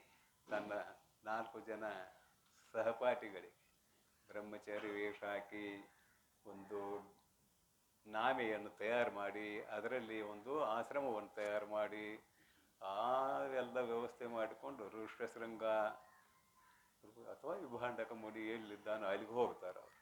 ಆಶ್ರಮದ ಒಳಗಡೆ ಅಂತೂ ಹೋಗೋ ಹಾಗಿಲ್ಲ, ಯಾಕಂದ್ರೆ ಸ್ತ್ರೀಯರಿಗೆ ಪ್ರವೇಶವಿಲ್ಲ ಅಂತ ಬರೆದು ಬಿಟ್ಟಾನ. ಏನು ಮಾಡೋದು ಅಂತ ತಿಳ್ಕೊಂಡು ಇವರು ಪುರುಷರ ವೇಷವನ್ನು ಹಾಕಿದ್ರು ಅಂತ ಅಭಿಪ್ರಾಯ, ಮತ್ತೇನಿಲ್ಲ. ವಿಭಾಂಡಕ ಮುನಿ ಇಲ್ಲದೇ ಇರುವಾಗ ಋಷ್ಯಶೃಂಗನ ಹತ್ರ ಹೋಗ್ತಾರೆ ಅವರು 4-6 ಮಂದಿ. ಇವ್ರು ಏನು ಹೋಗ್ತಾರೆ ಅಂದ್ರೆ ಬೇರೆ ಬೇರೆ ಬೇರೆ ಲಾಡು ಕಟ್ಕೊಂಡು ಹೋಗಿರ್ತಾರೆ. ಹಿಂದಿನ ಭಾಷೆಯಲ್ಲಿ ಹೇಳ್ತಾರೆ, ಏನಾರು ಹೇಳೋಣ, ಉಂಡಿ ಕಟ್ಕೊಂಡು ಹೋಗಿರ್ತಾರೆ ಅಂತ ಇಟ್ಕೊಳ್ಳೋಣ. ಬೇರೆ ಬೇರೆ ಉಂಡಿ ಕಟ್ಕೊಂಡು ಹೋಗಿರ್ತಾರೆ. ಹೋಗಿ ವಿಭಾಂಡಕ ಮುನಿ ಇಲ್ಲದೆ ಇರುವ ಸಂದರ್ಭದಲ್ಲಿ ಅವನಿಗೆ ಉಂಡಿ ತಿನ್ನಿಸ್ತಾರೆ. ಎಷ್ಟು ಉಂಡಿ ರುಚಿಯಾಗಿದ್ದಾವಲ್ಲ ಇವು. ಉಂಡೆ ಅನ್ನೋದಿಲ್ಲ, ಹಣ್ಣು ಎಷ್ಟು ರುಚಿಯಾಗಿದ್ದಾವಲ್ಲ ಇವು. ಈ ಹಣ್ಣಿನಲ್ಲಿ ಬೀಜ ಇಲ್ಲವಲ್ಲ, ಈ ಹಣ್ಣು ಹೆಂಗೆ ಬೆಳಿತಾವು ಅಂದಾಗ ಅವರಂತಾರೆ, ನಮ್ಮ ಆಶ್ರಮದಾಗ ಇಂಥ ಗಿಡ ಭಾಳ ಇದಾವಂತಾರೆ. ನಮ್ಮ ಆಶ್ರಮದಾಗ ಇಂಥ ಗಿಡ ಭಾಳ ಇದಾವಂತ. ಆಯಿತು, ಅದೇನು ಪರಸ್ಪರ ಅಂದ್ರೆ ಬ್ರಹ್ಮಚಾರಿಗಳು ಬಂದಾಗ ಪರಸ್ಪರ ಆಲಿಂಗನ ಮಾಡಿಕೊಳ್ಳುವ ರೂಢಿ. ಇವ ಆಲಿಂಗನ ಮಾಡಿಕೊತಾನೆ ಇವರನ್ನ. ಆ ಆಲಿಂಗನದ ಸ್ಪರ್ಶದಲ್ಲಿ ಇವನಿಗೆ ಬೇರೆಯೇ ಭಾವನೆ ಉಂಟಾಗ್ತದೆ, ಬೇರೆಯೇ ಭಾವನೆ ಉಂಟಾಗ್ತದೆ. ಅವರು ಗಂಡು ಮಕ್ಕಳನ್ನು ತಿಳ್ಕೊಂಡನ ಅಪ್ಪಿಕೊಂಡಿದ್ದಾನೆ, ಆದರೆ ಬೇರೆಯೇ ಭಾವನೆ ಉಂಟಾಗ್ತದೆ ಅಂದ. ಇಲ್ಲಿವರೆಗೆ ಎಷ್ಟೋ ಜನ ಬ್ರಹ್ಮಚಾರಿಗಳು ಬಂದಿದ್ದಾರೆ. ಆಲಿಂಗನ ಮಾಡಿದಾಗ ಈ ಭಾವನೆ ಉಂಟಾಗಲಿಲ್ಲಲ್ಲ, ಇವರೆಂಥ ಬ್ರಹ್ಮಚಾರಿಗಳು ಅಂತ ನಮಗೆ ಸಂಶಯ ಆಯ್ತು. ಅವ್ರು ಇಷ್ಟು ಮಾಡಿ ಹೋಗಿಬಿಟ್ರು. ಇಷ್ಟು ಮಾಡಿ ಸಂಕ್ಷಿಪ್ತ ಇಷ್ಟು ಮಾಡಿ ಹೋದ್ರು. ಮತ್ತೆ ಮರುದಿನ ಬಂದರು, ಮತ್ತೆ ಹೋದರು, ಮತ್ತೆ ಮರುದಿನ ಬಂದರು. ಒಂದಿನ ಅಪ್ಪಗೆ ಹೇಳ್ತಾನ, ಅಪ್ಪ ಕೆಲವು ಜನ ಬ್ರಹ್ಮಚಾರಿಗಳು ಬರ್ತಾರೆ ನೀವು ಇಲ್ಲದೆ ಇದ್ದಾಗ, ಅವರನ್ನು ಆಲಿಂಗನ ಮಾಡಿಕೊಂಡಾಗ ಬೇರೆಯ ಭಾವನೆ ಉಂಟಾಗ್ತದೆ, ನನಗೆ ಏನಿದ್ರ ವೈಚಿತ್ರ್ಯ ಅಂತ ಕೇಳ್ತಾನ ನಾವು. ಎಷ್ಟು ಸರಳ ನೋಡ್ರಿ, ಏನು ಇದ್ರ ವೈಚಿತ್ರ್ಯ. ಅವಾಗ ಅವಂತಾನ, ಎಷ್ಟು ದಿನ ಆಯ್ತು ಬರಾಕೈತೆ ಅವ್ರಂದ. 1-8 ದಿನ ಆಯ್ತಂದ. ಕೆಟ್ಟಿದ್ದಿಲ್ಲ ಅಂತ. ಯಾರೋ ಹೆಣ್ಮಕ್ಳು ಇಲ್ಲಿ ಬರ್ತಾರೆ, ಹೀಗಾಗಿ ಇವಾಗ ಆಲಿಂಗನ ಮಾಡಿಕೊಂಡಾಗ ಬೇರೆ ಭಾವನೆ ಉಂಟಾಗ್ತದಲ್ಲ ಅಂತ ಗೊತ್ತಾಯ್ತು ಅವಾಗ. ಆಯಿತು, ಅವ್ರು ಇನ್ನೊಮ್ಮೆ ಬರ್ತಾರೇನ, ಯಾವಾಗ ಬರ್ತೇವೆ ಅಂತಾರಂತ. ಅವ್ರೇನು ಯಾವಾಗ ಬರ್ತೇವೆ ಅಂತ ಹೇಳೋದಿಲ್ಲ, ನೀವು ಹೊರಗೆ ಹೋಗೋದು ನೋಡ್ಕೊಂಡು ಬರ್ತಾರ. ನೋಡ್ಕೊಂಡು ಆಯಿತು, ಅವ್ರೊಂಥರ ಬ್ರಹ್ಮಚಾರಿಗಳು ಇರ್ಬೋದು, ಹೆಣ್ಮಕ್ಳದು ಅಂತ ಏನು ಹೇಳಕ್ಕೆ ಹೋಗಲಿಲ್ಲ, ಇರ್ಬೋದು. ಆಯಿತು, ಇನ್ನೊಮ್ಮೆ ಬಂದ್ರೆ ಹೇಳಿ ಕಳಿಸ ಅವ್ರಿಗೆ, ಇನ್ನೊಮ್ಮೆ ನಮ್ಮ ಆಶ್ರಮಕ್ಕೆ ಬರಬೇಡ್ರಿ ಅಂತ ಹೇಳಿ ಕಳಿಸು. ಆದ್ರೆ ಅವಾಗೇನಾಗಿತ್ತಂದ್ರೆ, ಅವರ ಕುಕ್ಕಿಯಲ್ಲಿ ಒಂಥರ ಮಜಾ ಇದೆಯಲ್ಲ, ಅದನ್ನು ಹೇಳಕ್ಕೆ ಮನಸ್ಸಾಗಲಿಲ್ಲ ಅವಾಗ. ಇಷ್ಟೊತ್ತಿಗೆ ಅವ ಸ್ವಲ್ಪ ಜಾರಿದ್ದಂತ ಇದ್ರ ಅರ್ಥ ಮತ್ತೇನಿಲ್ಲ. ಅವಂದ, ನಮ್ಮಪ್ಪ ಹಿಂಗಂದಾನು, ಇನ್ನೊಮ್ಮೆ ನಿಮ್ಮ ಹತ್ತಿರ ಇಲ್ಲಿ ಬಂದ್ರೆ ಅವ್ರು ಕಳಿಸಂತಾನು, ಇನ್ನೊಮ್ಮೆ ಬರಬೇಡ್ರಿ ಅಂತ ಹೇಳಂತಾನು. ಪರಂತೂ ನಿಮ್ಮ ಆಶ್ರಮ ನೋಡೋ ಆಸೆ ಆಗೈತೆ ನನಗೆ, ಬರ್ತೇನೆ. ಎಲ್ಲಿಗೆ ಬಂದ ಕತೆ? ಕರ್ಕೊಂಡ್ಬಂದರು. ಆ ಡೋಣಿಯಲ್ಲಿ ಆಶ್ರಮ ಇತ್ತು, ಅದರ ಕುಂಡ್ರಿಸಿದ್ರು, ನದ್ಯಾಕ ಕರ್ಕೊಂಡು ಬಂದ ಲೋಮಪಾದನ ರಾಜ್ಯದಲ್ಲಿ ಅಡಿ ಇಡಿಸಿದ್ರು. ಮಳೆಯಾಗೇ ಬಿಟ್ಟಿತ್ತು. ಅಪ್ಪ ಬಂದು ನೋಡ್ತಾನ, ಅಲ್ಲಿಲ್ಲ. ಆಯ್ತು, ಜ್ಞಾನ ದೃಷ್ಟಿಯಿಂದ ನೋಡ್ತಾ ಇಲ್ಲಿ ಹೋಗಿದ್ದಾರೆ ಅಂತ ಗೊತ್ತಾಯಿತು. ಇದೆಲ್ಲ ಆ ಹೆಣ್ಣು ಮಕ್ಕಳ ಕರ್ತವ್ಯ ಅಂತಾಯಿತು. ಅವನು ಬರ್ತಾ ಅನ್ನೋದು ಗೊತ್ತಾಗಿ ರೋಮಪಾದ ಬಹಳಷ್ಟು ವ್ಯವಸ್ಥೆ ಮಾಡಿದ. ಶಾಪಿಗೆ ಕೊಟ್ಟಾನ ತಿಳಿದ ದಾರಿಯಲ್ಲಿ ಹೆಜ್ಜೆಗೆ ಆತನ ಸತ್ಕಾರ ಮಾಡುವ ವ್ಯವಸ್ಥೆ ಮಾಡಿದ. ಕೊನೆಗೆ ಅವನ ಸತ್ಕಾರಕ್ಕೆ ಇವನು ಕೂಡ ಮೆಚ್ಚಿಕೊಂಡ. ತದನಂತರ ಋಷಶನಗಳ ಲಗ್ನ ಆಗಿ ಹೋಗ್ತದೆ. ಶಾಂತ ಅನ್ನುವ ರೋಮಪಾತನ ಮಗಳು, ಸಾಕು ಮಗಳು. ಆಕೆ ಹಂಗೆ ನೋಡಿದ್ರು ದಶರಥನ ಮಗಳಿಗೆ ಶಾಂತ, ಆಕೆ ಕೂಡ ಲಗ್ನ ಆಗಿ ಹೋಗ್ತದೆ. ಅಂದ್ರೆ ನೋಡಿದ ಕೂಡಲೇ ಮಾತನಾಡಿದ ಕೂಡಲೇ ಇನ್ನೇನನ್ನೋ ಏನನ್ನೋ ಹೇಳಿದ್ದು ತಂತು. ಸಪ್ಪನ್ನಾಚಾರ್ಯರು ಹೇಳಿದ್ದು ಎಷ್ಟು ಪ್ರಬಲ ಇದೆ ವಿಷಯ ಅಂತ. ಬ್ರಹ್ಮಚರ್ಯ ಅನುಷ್ಠಾನ ಮಾಡುವುದು ಅಷ್ಟು ಸುಲಭ ಇಲ್ಲ ಅಂತ ಮತ್ತೇನಲ್ಲ. ಇದರ ಕಥೆಯ ಉದ್ದೇಶ ಏನು? ಬ್ರಹ್ಮಚರ್ಯ, ನೈಷ್ಠಿಕ ಬ್ರಹ್ಮಚರ್ಯ, ಅದನ್ನು ಬರ್ತಾರೆ ನೋಡ್ರಿ. ಏನಂತಾರೆ ಅವರು? ಭುವನದೊಳ್ಳುಳ್ಳ ಮರ ಇದೇನಕತಿ ಅಷ್ಟೇ.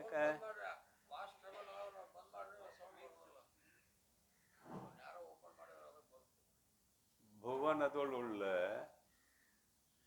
ಸ್ತ್ರೀ ನಿವಹದೊಳು, ನಾ ಹೇಳಿಬಿಟ್ಟಿದ್ದೇನೆ ಮೊದಲ, ಗಂಡು ಹೆಣ್ಣು ಎರಡು ಕಡೆ ಸಮೂಹ ತಗೊಳ್ರಿ. ಎಂತೂ ಯಾವುದೇ ರೀತಿಯ ಸಂಘವನ್ನು ಒಲ್ಲದೆ ಇರುತ್ತಿರಲು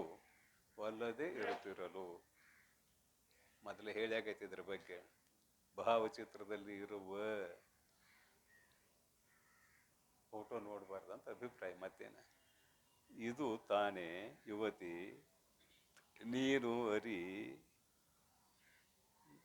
ನೀನು ಅರಿ ಬ್ರಹ್ಮಚರ್ಯವೆನಿಪದು. ಇದಕ್ಕೆ ನೈಷ್ಠಿಕ ಬ್ರಹ್ಮಚರ್ಯ ಅಂತ ಹೇಳ್ತಾರೆ. ಸಾಧ್ಯವೇ ನೋಡು ಸಾಮಾನ್ಯ ಜನಕ್ಕಿದು. ಸಾಮಾನ್ಯ ಜನರಿಗೆ ಇದು ಸಾಧ್ಯವೇ ಅಂತ ಕೇಳ್ತಾರೆ. ಸಾಮಾನ್ಯ ಜನರಿಗಂತೂ ಇದು ಎಂದೆಂದೂ ಸಾಧ್ಯವಿಲ್ಲ. ಇನ್ನೊಂದು ಹೇಳ್ತಾರೆ ಇದ್ರ ಮ್ಯಾಲ, ಏನಂತಾರೆ? ಸಾಮಾನ್ಯ ಜನಕ್ಕಿದು ಸಾಧ್ಯವಿಲ್ಲ. ಆದ್ರೆ ಗೃಹಸ್ಥರಾದವ್ರು ಏನು ಮಾಡಬೇಕು? ಅವ್ರ ಶಾಸ್ತ್ರ ಕೇಳಬಾರ್ದೇನು? ಅವರ ಶಾಸ್ತ್ರಕ್ಕೆ ಅಧಿಕಾರಿಗಳಲ್ಲವೇನು? ಈಗ ಆಯಿತು, ನೀವು ಹೇಳೋದು ನೈಷ್ಠಿಕ ಬ್ರಹ್ಮಚಾರಿಗಳು ಅಂತ ಇಟ್ಟುಕೊಳ್ಳೋಣ. ಅವರಿಗೆ ಲಗ್ನ ಆಗಿಲ್ಲ, ಬ್ರಹ್ಮಚರ್ಯ ಅನುಷ್ಠಾನದಲ್ಲಿದ್ದಾರೆ, ಅವರಿಗಿದು ಹೊಂದುಗಡೆ ಆಗುತ್ತದೆ ಅಂತ ಒಪ್ಪಿಕೊಳ್ಳೋಣ. ಪರಂತು ಗೃಹಸ್ಥರಿಗೆ ಮುಕ್ತರಾಗುವ ಅಧಿಕಾರ ಇದೆಯೋ ಇಲ್ಲೋ? ಇದೆ. ಅದು ಗೃಹಸ್ಥರಂದ ಮೇಲೆ ಅವರು ಪತಿ ಪತ್ನಿಯರು ಕೂಡಿ ಇರಬೇಕು, ಧರ್ಮ ಪತ್ನಿ. ಹೀಗಾಗಿ ಹೆಣ್ಣಿನ ಮುಖ ಗಂಡು, ಗಂಡಿನ ಮುಖ ಹೆಣ್ಣು ನೋಡಬಾರ್ದು ಅಂತ ನೀವು ಹೇಳೋದು ಹೊಂದುಗಡೆ ಆಗ್ತದೆ ಏನು ಅಂತ ಕೇಳಿದ್ರೆ ಹೊಂದುಗಡೆ ಅಲ್ಲಿ ಆಗೋದಿಲ್ಲ. ಮತ್ತು ಅಲ್ಲಿ ಹೊಂದುಗಡೆ ಆಗೋದಿಲ್ಲ ಅಂದಮೇಲೆ ಶಾಸ್ತ್ರಕ್ಕೆ ಅವರು ಅಧಿಕಾರಿಗಳು ಅಲ್ಲ ಅಂತ ಆಗ್ತದೆ. ಇದು ಶಾಸ್ತ್ರ ರಾಗದ್ವೇಷ ಉಳ್ಳದ್ದಾಗ್ತದಲ್ಲ, ಇದಕ್ಕೇನು ಮಾಡೋದು ಅಂತ ಯಾರಾದರೂ ಕೇಳಿದರೆ ಅದಕ್ಕೂ ಉತ್ತರ ಇದೆ. ಮುಂದೆ ನೂತ ಬ್ರಹ್ಮಚರ್ಯವನ್ನು ಹೇಳ್ತಾರೆ ನೋಡ್ರಿ. ಏನಂತಾರೆ? ಋತುಮತಿಯಾದ ಕಾಲವನು ಮೀರದೆ ನಿಜ ಸತಿಯೊಳು ರತಿ ಸುಖವಡೆವುದು ನುತ ಬ್ರಹ್ಮಚರ್ಯವೆನಿಪುದು ಎಂದು ತಿಳಿ ನೀನು ಶ್ರುತಿ ಮತವಿದು ಸಾರ ಹೃದಯಳೆ ಅತ್ಯಂತ ಶುದ್ಧವಾದ ಅಂತಃಕರಣವುಳ್ಳವಳೆ. ಇಲ್ಲಿ ವೈದಿಕ ವಿಧಿ ಇದೆ. ಲಗ್ನ ಯಾಕೆ ಮಾಡ್ಕೋಬೇಕು? ಮೊದಲು ಅವು ಎರಡು ಮಾತು ಮಾತಾಡೋಣ. ಲಗ್ನ ಯಾಕೆ ಮಾಡ್ಕೋಬೇಕು? ಲೋಕಾರೂಢಿ ಮಾತು ಮತ್ತು ಲೌಕಿಕ ವಿಷಯ, ಪಾರಮಾರ್ಥಿಕ ವಿಷಯ ಅಲ್ಲ. ನಾ ಹೇಳಕ್ಕೆ ಹೊರಟದ್ದು ಲೌಕಿಕ ವಿಷಯ. ವಂಶೋದ್ಧಾರಕ ಪುತ್ರನನ್ನು ಪಡೆಯುವುದಕ್ಕಾಗಿ ಮದುವೆಯನ್ನು ಮಾಡಿಕೊಳ್ಳಬೇಕು. ವಂಶೋದ್ಧಾರಕ ಪುತ್ರನನ್ನು ಪಡೆಯುವುದಕ್ಕಾಗಿ ಕಾಮತೃಷೆಯಿಂದ ಲಗ್ನವನ್ನು ಮಾಡಿಕೊಳ್ಳಕೂಡದು. ಶಾಸ್ತ್ರದ ಆಜ್ಞೆ ಇದೆ. ಅಲ್ಲಿ ಪತಿ ಪತ್ನಿಯರ ಸಂಯೋಗ ಆಗುವುದಕ್ಕೆ ಕೆಲವು ಸಮಯ ಇದೆ. ಋತುಮತಿ ಆದ ಸಮಯದಲ್ಲಿಯೇ ಕೂಡಬೇಕು. ಅದರಲ್ಲಿಯೂ ಕೂಡ 5 ದಿನಗಳ ಕಾಲ ಕೂಡುವ ಹಾಗಿಲ್ಲ. ಮುಂದೆ ಕೇವಲ ಈತನಿಗೆ 10 ದಿನಗಳು ಉಳಿಯುತ್ತವೆ. 15ನೇ ದಿವಸಕ್ಕೆ 16ನೇ ದಿವಸಕ್ಕೆ ಅದು ಮುಚ್ಕೊಂಡು ಬಿಡ್ತದೆ. ಗರ್ಭಕೋಶ ಕಪ್ಪೆ ಚಿಪ್ಪು ಬಾಯಿ ತೆರೆದಂಗೆ ತೆರೆದಿರ್ತದೆ 15 ದಿನಗಳವರೆಗೆ. 16ನೇ ದಿವಸಕ್ಕೆ ಮುಚ್ಚಿಕೊಳ್ಳುತ್ತದೆ. ಅಷ್ಟರಲ್ಲಿ ಈತನು ಅದರಲ್ಲಿಯೂ ಮತ್ತು ಕೆಲವು ಯೋಗ್ಯ ಕೆಲವು ಅಯೋಗ್ಯ ಅಂತಿದ್ದಾವೆ ದಿನಗಳು ಮೇಳನವಾಗುವುದಕ್ಕೆ, ರತಿ ಸುಖವನ್ನು ಪಡೆಯುವುದಕ್ಕೆ. ಇವಾಗ ಸಿಗುವು ಭಾಳ ಆದ್ರೆ 4-5 ದಿನ ಸಿಗುತ್ತವೆ. ಅಷ್ಟ ಸಮಯದಲ್ಲಿಯೇ ಇವರು ರತಿ ಸುಖವನ್ನು ಪಡೆಯಬೇಕು. ತದನಂತರ ಮತ್ತೆ ಋತುಕಾಲ ಬರುವವರೆಗೆ ರತಿ ಸುಖವನ್ನು ಪಡೆಯುವಂತಿಲ್ಲ ಅಂತ ಶಾಸ್ತ್ರದ ಆಜ್ಞೆ ಇದೆ. ಈ ಶಾಸ್ತ್ರದ ಆಜ್ಞೆಯನ್ನು ಎಷ್ಟು ಜನ ಪಾಲನೆ ಮಾಡ್ತಾ ಇದ್ದಾರೆ? ಗೃಹಸ್ಥರು. ಯಾರು ಪಾಲನೆ ಮಾಡೋದಿಲ್ಲ ಅವರಿಗೆ ಅಧ್ಯಾತ್ಮದಲ್ಲಿ ಅಧಿಕಾರ ಇಲ್ಲ. ಅವ್ರಿಗೇನಂತ ಕರಿತೇವೆ? ವಿಷಯ, ಮುಂದೊಂದು ಶಬ್ದ ಆಯ್ತಲ್ಲ, ವಿಷಯ ಲಂಬೋಟರು ಅಂತ. ಮತ್ತೇನಿಲ್ಲ. ಹಿಂದೆಲ್ಲ ಸಮಯಕ್ಕೆ ಅನುಗುಣವಾಗಿ ಗರ್ಭಾಧಾನ ಮಾಡ್ತಾ ಇದ್ರು. ಒಂದು ಕತೆ ಹೇಳ್ತೇನೆ, ಟೈಮ್ ಹೋದ್ರೂ ಹೋಗೋದು. ಜಕಣಾಚಾರ್ಯ ಅಂತ ಪ್ರಸಿದ್ಧ ಶಿಲ್ಪಿ.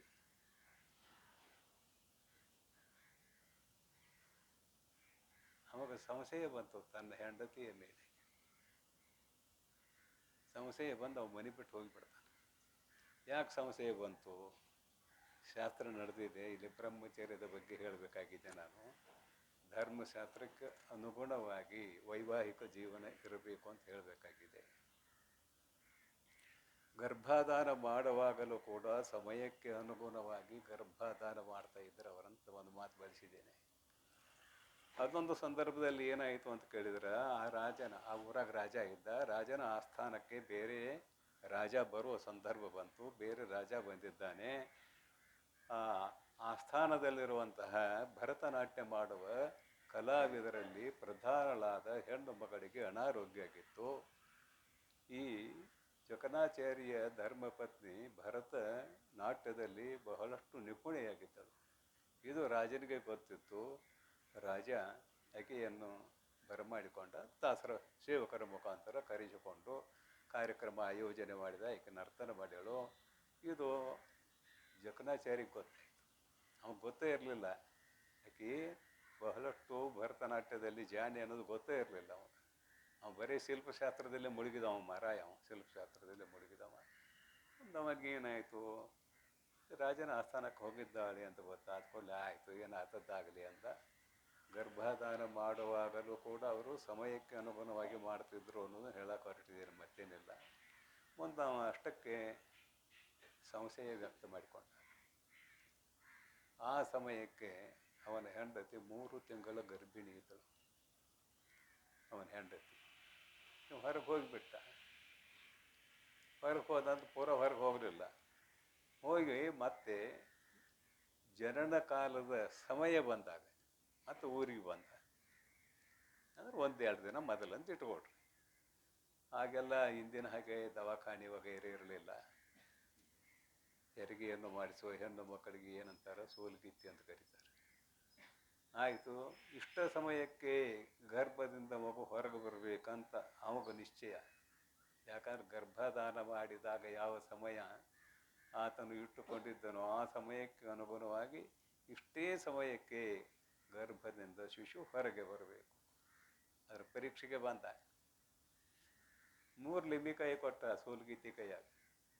ಗರ್ಭಸ್ಥ ಶಿಶು ಭೂಮಿಗೆ ಬಿದ್ದ ಕೂಡಲೇ ಲಿಂಬಿಕಾಯಿ ಹೋಗಿ ಹೊರಗೆ ಕುಂತಿದ್ದಾನೆ ಕಾಯ್ಕೊಂತ.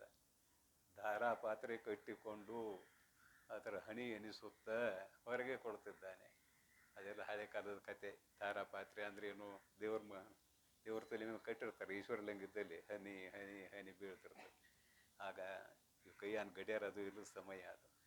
ಆಕೆ ಮೊದಲನೇ ಲಿಂಬಿಕಾಯಿ ಹೋಗೋದಲು, ಅದು ಹೊಸಕ್ಕೆ ಬಡ್ದು ಹಿಂದೆ ಬಂತು. 2ನೇ ದೊಗಲು ಅದು ಹಿಂದಕ್ಕೆ ಬಂತು. 3ನೇದು ಹೊರಗೆ ಬಂತು. ಇಷ್ಟರೊಳಗೆ ಟೈಮ್ ಬದಲಾಯಿತು. ಸಂಶಯ ಬಂದ ಬಿಟ್ಟು ಹೊರಗೆ ಹೋಗೇ ಬಿಟ್ಟ. ಮನೆ ಬಿಟ್ಟು ಪೂರ ಹೋಗೇ ಬಿಟ್ಟ. ಹಿಂದೆ ನಂಗೆ DNA ಅದು ಮಾಡಿಸೋದಿರಲಿಲ್ಲ. ಹೊರಗೆ ಹೋಗೇ ಬಿಟ್ಟ. ಮುಂದೆ ತಂದೆ ಮಗ ಎಲ್ಲಿ ಕೂಡ್ತಾರೋ ಅಂತ ಕೇಳಿದರೆ, ಇಲ್ಲಿ ಶ್ರವಣ ಬೆಳಗೊಳ, ಇನ್ನೊಂದು ಹಳೆಬೀಡ್ದಾಗ ಕೊಡ್ತಾರೆ. ಹಳೆಬೀಡಿನಲ್ಲಿ ಕೂಡ್ತಾರೆ. ಅಜ್ಜನಲ್ಲಿ ಅವನು ಶಿಲ್ಪಶಾಸ್ತ್ರ ಕಲಿತ. ಅವನ ಹೆಸರು ಡಾಂಕಣಾಚಾರ್ಯ. ಮುಂದೆ ಬಂದ ಚನ್ನಕೇಶವ ದೇವಾಲಯದ ಮೂರ್ತಿ ಹಳೆಬೀಡು ನೋಡಿದಿರೇನೆ, ನೋಡಿದವ್ರಿಗೆ ಗೊತ್ತಿದೆ. ಅಲ್ಲಿಗೆ ಬಂದ. ಯಾಕೆ ಬಂದ ಅಂದ್ರೆ ತಂದೆ ಹುಡುಕಕ್ಕೆ ಬಂದವ, ಮತ್ತೇನಿಲ್ಲ. ತಂದೆಯನ್ನು ಹುಡುಕುವುದಕ್ಕಾಗಿ ಅಲ್ಲಿ ಬಂದ. ಆಯಿತು, ದೇವಸ್ಥಾನ ಎಲ್ಲ ಭಾಳ ಚೆನ್ನಾಗಿತ್ತು. ಎಷ್ಟೋ ಜನ ಶಿಲ್ಪಿಗಳಿಗೆ ಕಟ್ಟಿದ್ದಾರೆ ಅದನ್ನು, ಒಬ್ಬ ಅಲ್ಲ. ಆದರೆ ಮೇನ್ ಜಕಣಾಚಾರಿ ಮೇನ್. ಒಂದು ಚನ್ನಕೇಶವ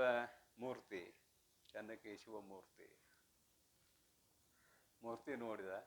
ಮೂರ್ತಿನೂ ತಯಾರಾಗಿತ್ತು, ಫೋಟೋ ಚಿತ್ರ ಎಲ್ಲ ಬರೋಬರಿ. ಆದರೆ ಈ ಮೂರ್ತಿಯಲ್ಲಿ ದೋಷ ಇದೆ ಅಂತ ಅದು ಜಕಣಾಚಾರ್ಯ ಗೊತ್ತಾಯಿತು. ಅವನು ಕರ್ಕೊಂಡು ಬಂದ ರಾಜ. ಯಾವನೋ ಮತ್ತೊಬ್ಬ ಶಿಲ್ಪಿ ಬಂದಿದ್ದಾನಪ್ಪ, ಮೂರ್ತಿಯಲ್ಲಿ ದೋಷ ಇದೆ ಅಂತ ಹೇಳ್ತಾನು, ಏನು ನೋಡ್ಬಾ ಅಂತ. ಇವಾಗ ಅನಿಸ್ತು, ನಾನು ಸರಿಯಾಗಿ ಶಾಸ್ತ್ರಕ್ಕೆ ಅನುಗುಣವಾಗಿ ಮೂರ್ತಿ ಮಾಡಿದ್ದೀನಿ, ದೋಷ ಇದೆ ಅಂತ ಹೇಳಾವ ಯಾರವ? ಒಂದು ವೇಳೆ ದೋಷ ಇದೆ ಅಂತ ಅವ್ನು ತೋರಿಸ್ಕೊಟ್ರೆ ನಾನು ಕೈಯೇ ಕಟ್ಕೋತೇನೆ ಅಂತ ಪ್ರತಿಜ್ಞೆ ಮಾಡಿದ. ಆಯಿತು, ಕರ್ಕೊಂಬಂದರು. ಎಲ್ಲಿದೆ ದೋಷ ತೋರಿಸು ಅಂತ. ಏನು ಯಾರು ಏನು ಅಂತ ಕೇಳೇ ಇಲ್ಲವ. ನೀ ಎಲ್ಲಿದೆ ದೋಷ ತೋರಿಸು ಅಂತ. ಆಯಿತು, ಗಂಧ ಹರಿಸಿ ಆ ಮೂರ್ತಿಗೆ ಎಲ್ಲ ಮೈ ತುಂಬ ಬಡದ. ಇಲ್ಲೊಂದಿಷ್ಟು ಗಂಧ ಆರಲೇ ಇಲ್ಲ, ಈ ಭಾಗದಲ್ಲಿ ಗಂಧ ಆರಲೇ ಇಲ್ಲ. ಅವಾಗ ಹೇಳಿದ, ಏನು ದೋಷ ಇದೆ ಅಂತ ಕೇಳಿದ್ದೆಲ್ಲ, ಇದರೊಳಗೆ ಸಣ್ಣ ಕಾಪಿದೆ ಅಂತ. ಒಡೆದು ನೋಡೇ ಬಿಟ್ರು. ಕಾಪಿ ಇದ್ದದ್ದು ಕರೆ ಆಯಿತು. ಅವ್ನು ಕೈ ಕಡ್ಕೊಂಡೇ ಬಿಟ್ಟ. ಮುಂದೆ ಕೈ ಚಿಗಿತು ಬಿಡ್ತು. ಮುಂದಿನ ಕತೆ ಬೇಡ ನಮಗೆ. ಇಲ್ಲಿ ಬೇಕಾದದ್ದೇನು ಅಂತ ಕೇಳಿದ್ರೆ, ಒಂದು ಕ್ಷಣ ಹೆಚ್ಚು ಕಡಿಮೆ ಆದದಕ್ಕೆ ಮನೆ ಬಿಟ್ಟು ಹೋದವು. ಕೇಳಿದವು ಆಮೇಲೆ, ಯಾರು ನೀನು ಅಂತ ಕೇಳಿದೆ. ನಾನು ಅಮರ ಶಿಲ್ಪಿ ಜಕಣಾಚಾರ್ಯ ಮಗ ಡಾಂಕಣಾಚಾರ್ಯ ಅಂತವ.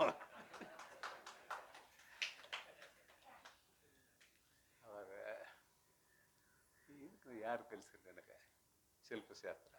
ನಿನಗೆ ಯಾರು ಕಲಿಸಿದ್ರು ಅವರು ನನಗೆ ಕಲಿಸಿದ್ರು ಅಂದ್ರೆ ಅಜ್ಜ ಕಲಿಸ್ತಾರೆ. ಅವಾಗ ಮತ್ತೆ ತಂದೆ ಮಕ್ಕಳು ಕೂಡಿದ್ರು ಅಂತ ಕತೆ ಇದು.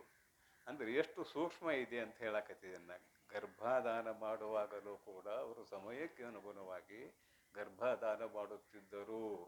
ಆ ರೀತಿ ಅನುಷ್ಠಾನ ಯಾರಾದರೂ ಮಾಡಿದವರಿದ್ದರೆ ನುತ ಬ್ರಹ್ಮಚಾರಿಗಳು. ಆ ರೀತಿ ಅನುಷ್ಠಾನ ಇಲ್ಲ ಅಂದ್ರೆ ನುತ ಬ್ರಹ್ಮಚಾರಿಗಳು ಅಲ್ಲ ಅಂತ ಇದರ ಅಭಿಪ್ರಾಯ. ಇಷ್ಟೊತ್ತಿನವ್ರಿಗೆ ಹೇಳಕ್ಕೆ ಕೆಲಸ ನಂದು.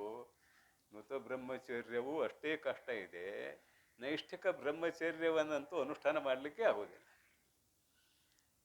ಹೀಗೆ ಸೂಕ್ಷ್ಮಾತಿ ಸೂಕ್ಷ್ಮವಾಗಿ ಇರುವುದರಿಂದ ಅಂತಃಕರಣ ಶುದ್ಧಿ ಆಗುವುದಕ್ಕೆ ಎಷ್ಟು ಕಷ್ಟ ಇದೆ ಅನ್ನುವುದು ಅಭಿಪ್ರಾಯ, ಮತ್ತೇನಿಲ್ಲ. ನೋಡ್ರಿ, ಓದಿನಿ. ಋತುಮತಿಯಾದ ಕಾಲವದ ಮೀರದೆ, ಗೊತ್ತಾಕತ್ತಲ್ಲ ಹೇಳಿದ್ದು. ನಿಜ ಸತಿಯೊಳು ರತಿ ಸುಖವು ಪಡೆಯುವುದು ನುತ ಬ್ರಹ್ಮಚರ್ಯವೆನಿಪುದು. ತಿಳಿ ನೀನು ಶ್ರುತಿ ಮತವಿದು ಸಾರ ಹೃದಯಳೇ. ಒಬ್ಬ ಗೃಹಸ್ಥನೇ ಆಗಿರುವ, ತತ್ವಜ್ಞಾನಿ ಆಗಿರುವ ತನ್ನ ಧರ್ಮಪತ್ನಿಯನ್ನು ಎದುರಿಗೆ ಇಟ್ಟುಕೊಂಡು ಹೇಳುವ ಮಾತು ಬೇರೆ ಅಲ್ಲ. ಅದರ ತಾನು ಬ್ರಹ್ಮಚರ್ಯವನ್ನು ಅನುಷ್ಠಾನ ಮಾಡಿದ ಮಹಾನುಭಾವ. ಯಾಜ್ಞವಲ್ಕ್ಯ ಸಾಮಾನ್ಯ ಅಲ್ಲ. ಅದನ್ನು ಮಾಡಿದಾಗ ಹೇಳಕ್ಕೆ ಬರ್ತದೆ. ಒಂದು ವೇಳೆ ಅದನ್ನು ಮಾಡದಿದ್ರೆ ಕೇಳ್ತಾಳೆ ಯಾಕೆ, ಮತ್ತೆ ನೀ ಇಲ್ಲಿ ಅನುಷ್ಠಾನ ಮಾಡಿದ್ವಿ ಅಂತಾಳೆ. ಕೇಳದೆ ಬಿಡ್ತಾಳೇನ? ಕೇಳ್ತಾಳು. ಹೇಳಕ್ಕಷ್ಟ ಜನೇನಂತಾಳು. ಅಂದ್ರೆ ಇಲ್ಲಿ ಅಭಿಪ್ರಾಯ ಏನು, ಅವರು ಹೇಗೆ ಸಾಧನೆ ಮಾಡಿದ್ರು, ಗಂಡ ಹೆಂಡತಿಯಾಗಿದ್ದರೂ ಕೂಡ ಅವರ ಜೀವನ ಹೇಗಿತ್ತು ಅನ್ನುವುದೇ ಮುಖ್ಯವಾದಂಥ ಅಭಿಪ್ರಾಯ ಇಲ್ಲಿ ಮೂಡಿ ಬಂದದ್ದು. ಇನ್ನೊಂದು ವಿಚಾರ ನೋಡ್ರಿ, ನೂತ ಬ್ರಹ್ಮಚರ್ಯ ಆಯಿತು.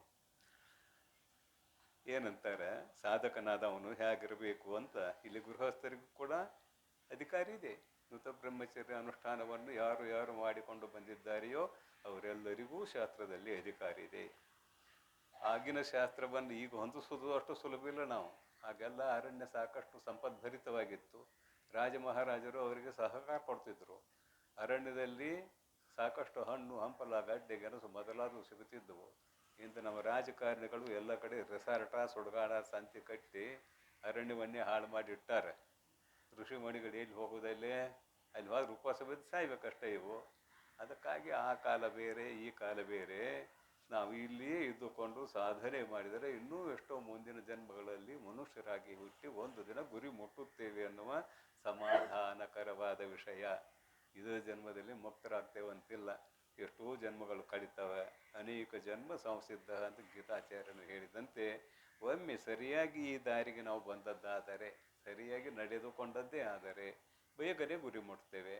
ಜಾರುದು ಮಟ್ಟುದು ಸುಡುಗಾಡು ಸಂತಿ ಇರ್ತಂದ್ರೆ ಎಷ್ಟೋ ಜನ್ಮಗಳು ಹೋಗ್ತಾವು ಅಂತ ಇದ್ರ ಅಭಿಪ್ರಾಯ, ಮತ್ತೇನಿಲ್ಲ. ನೋಡ್ರಿ, ಸ್ತುತಿ ನಿಂದೆಗಳಳು ಸಂತಸವಿಲ್ಲ ನೋವಿಲ್ಲವು, ಅತಿಶಯ ಮೇಲೆ ತನಗೆ ಎನಿಸುವ ಸ್ಥಿತಿಯನೇ ಕ್ಷಮೆ ಎಂದು ತಿಳಿಯುವುದು ನೀನು, ಅತಿ ಹಿತವು ಇದು ಸಕಲ ಸಜ್ಜನರಿಗೆ. ಇದು ಕೂಡ ಮುಗಿದಿಲ್ಲ, ಸುಮ್ಮನೆ ಓದಿಬಿಟ್ಟಿದ್ದೇನೆ. ಇದರ ವಿಷಯ ಮತ್ತು ನಾಳೆ ಮಾತಾಡೋಣ. ಕ್ಷಮ ಅನ್ನೋ ಗುಣ ಭಾಳ ದೊಡ್ಡದು. ಸುಮ್ಮನೆ ಎರಡು ಮಾತಿನಾಗ ಹೇಳಿ ಮುಗಿಸೋದು ಬೇಡ. ನಾಳಿನ ದಿವಸ ಇದರ ಬಗ್ಗೆ ಮತ್ತೆ ಸರಿಯಾಗಿ ತಿಳಿದುಕೊಳ್ಳೋಣವೆಂದು ಹಾರೈಸಿ ಇಂದಿನ ಪ್ರವಚನಕ್ಕೆ ವಿಶ್ರಾಂತಿ. ಓಂ ತತ್ಸತ್ ಪರಬ್ರಹ್ಮಣೇ ನಮಃ.